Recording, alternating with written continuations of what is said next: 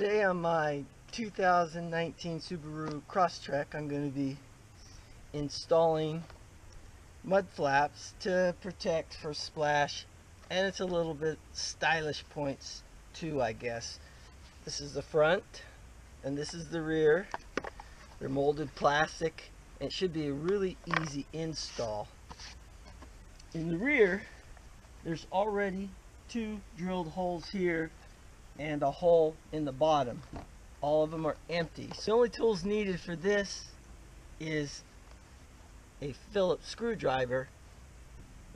It's a little tight to get in there, so if you have a 3mm ratchet, that'll make the job a lot easier. First thing you want to do is put these little clamps in place. Put the small hole on the inside and the flat part on the outside. That way the screw screws into the small hole on the back side. After you get them in place, make sure you have the rear left side, which we're doing right now, and slip it into place like so. Takes these little screws,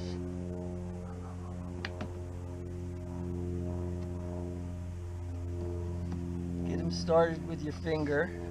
Put the second one in. Then it comes with this pop in. No tools required. It goes underneath. You just locate the hole underneath. Should be right there. And push it. That's it. That's in there tight now. Just snug these up.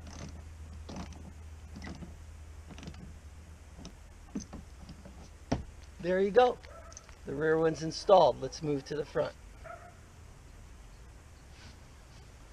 Well, the front one I found to be slightly more difficult because these two holes and the one on the bottom are already being used to hold this stuff together. So you have to come in there with a screwdriver and try to back it out. If that doesn't work, I used a flathead screwdriver and a pair of pliers if you get desperate to pull those out, because they're not reusable. They're a one-time screw setup. So take those out, and then you get your front fender and it slips nicely into place.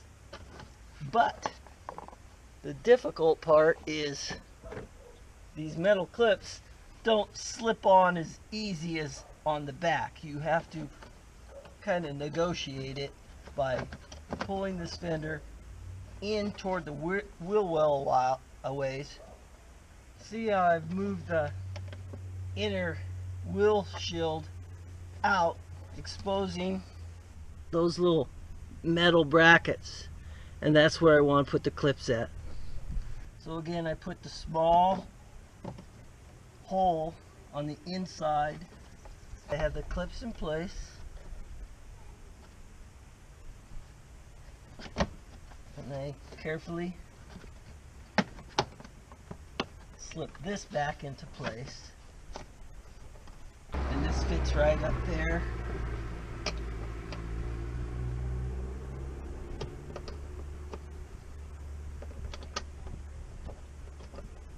Put them in there finger tight.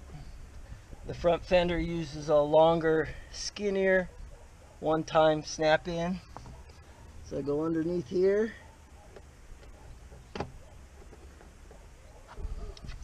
So there you go. The front fender's a little more difficult. Like I said, you have to take out the two screws here and the one on the bottom.